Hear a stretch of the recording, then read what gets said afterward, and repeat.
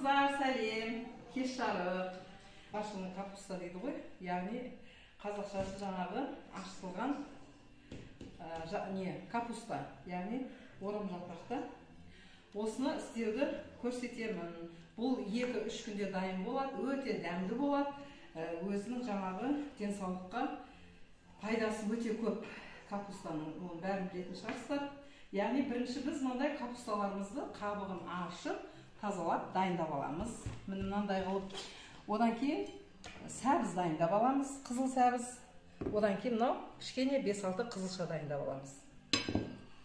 Ал қыздар, енді біз бірінші осы капустамызды, барлық капусталарды жақсылап майдалап турап аламыз. Яғни әркім өзінің қалауынша турайды. Біз мысалы отбасымызбен майда нәзік болғанды ұнатамыз. Сол неге байланысты біз майдалау болып, нәзіктеу тураймыз капустаны. Ал кейбіреулер өздері ірі турағанды ұнатады, кейбіреулер ірі турайды. Ал капустаны турауға кеттік қыздар. Барлық капустаны жақсылап турап аламыз. Содан кейін қосатын жаңағы масалықтарын айтып, онда да турап көрсетемін. Ал қыздар, міне капустаны майдалап турап алдық. Енді осы капустаның үстіне мына қызыл сәбізді былайша теркадан өткіземіз ұзынша. Енді әркім әрқалай, біреу қысқа қылып өткізеді, біреу ұзын қылып өткізеді. Осылай 3-4 сәбізді өткізіп аламыз. Сәбіз өткізіп жатқанда қолдарымызға әрине абай боламыз. Мынау терканың тісі деген өте өткір болады. Қолдарымызды кесіп алмаймыз. Мұқият боламыз қыздар. Ал қыздар, біз жаңағы сәбізімізді теркадан жақсылап өткізіп алдық. Майдалап барынша капустаның үстіне енді осыны мынандай шараға салып, капустаны бірге араластырамыз. Бірақ тұз салмаймыз қыздар, естеріңізде болсын. Үстіне тұз салып, мұжудың қажеті жоқ.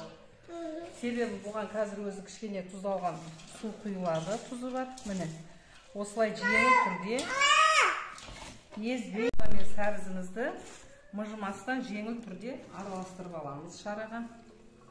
Үлкен шараға салып.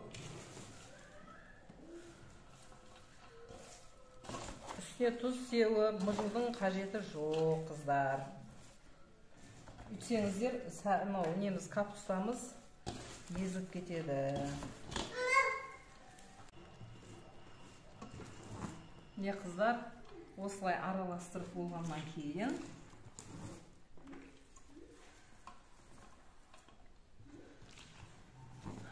жақсылап араластырып сырлы шараға істейміз. Ал енді бұны араластырып болғаннан кейін біз жаңағы біздегі бар нәрсеге саламыз. Мысалы біз шелекке саламыз. Бұлай ет. Ішінде сыры ұшпаған жаңа сырлы кастроль или шелек болу керек. Мынауымыз 2 шелек шығатын болу керек.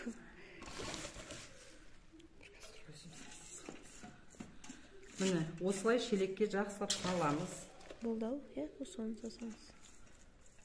Міне, шелекті толтырып салғаннан кейін бұның үстіне қазір біз тұзды су құямыз.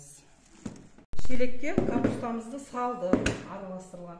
Енді мынандай негізінде бір капустаға, не болмаса 1,5 капустаға 1 литрлық банкада істеледі. Мынау несі да жаңа құятын суы.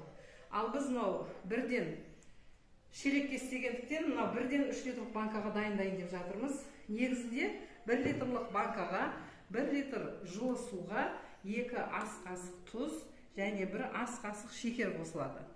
Соны жылы суға салып, арасында осындай немерелеріміз келіп тұрады көмекке енді.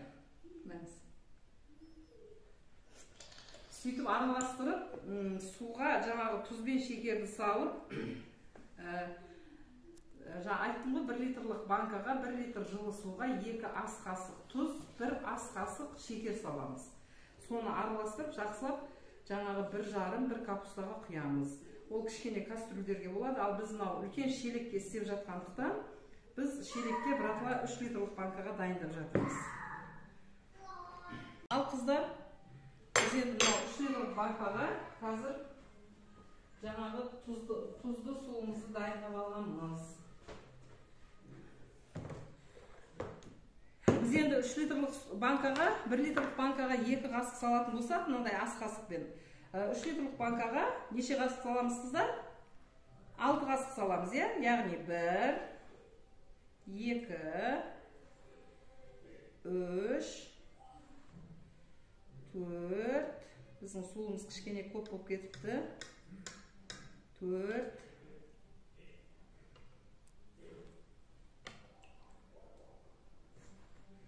5, 6, яғни 6 қасық, 6 ас қасық тұз саламыз 3 литрлік банкаға. Одан кейін неше қасық шекер саламыз енді қыздар? 1 литрлік банкаға 1 қасық салатын едік. 3 литрлік банкаға 3 қасық ас қасықпен 3 ас қасық шекер саламыз. 1, 2, 3. Осыны жақсылап араластырамыз. Араластырамыз қыздар. Түбіндегі тұздарын, шекерін араластырып, енді осы суды мынау шелектегі туралған капустамызға құямыз. Суымыз жылы болу керек.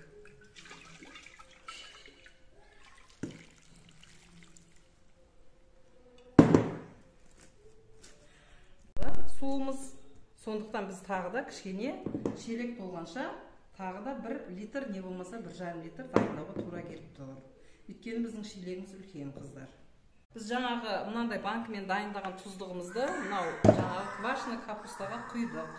Яғни қыздар, әркім әртүрлі дайындай білесіңдер. Міне мынандай болып тұру керек суы. Яғни бір шелекке где-то бір 5 литрдай су кетеді екен. 5 литрдай жаңа тұздық кетеді екен да. Енді әркім өзінің несіне байланысты, біреу мысалы чеснок қосқанды ұнатады, біреу лавровый лист қосқанды ұнатады. Ал бізде тек қана өзін таза капустамен сәбіз ғана ұнатамыз. Онша жаңағы қоспаларды, дәмдеуіштерді қосқанды ұнатпаймыз. Енді осылай жауып, қақпағын жабасыздар, сөйтесіздерді 2-3 күнге жылы жерге қойып қоясыздар. Мысалы, мынандай үйдің бұрышында жылы жерге қойып қоясыздар. 3 күннен кейін капусталарыңыз ашиды. Яғни қыздар жаңағы шелекке жалған капустамызды мынау қалғанын біз мына кастрюльге дайындадық. Қалған шелекке сыймай қалғанын. Яғни бұны күніге ашасыздар, сөйтіп бір рет жаңағы не болады ғой, қасықпен ба, вилкамен ба, мынаны сабыменен жаңағы өз жайлап көпіреді. Бұлай етіп шұқып ауасын шығарып қоясыздар 3-4 жерінен. Күнге бір рет ашып, ауасын шығарасыздар бұлай, қасықпен не вилкамен сабымен. Содан 2-3 күнде жылы жерде тұрса капусталарыңыз жеуге дайын болады.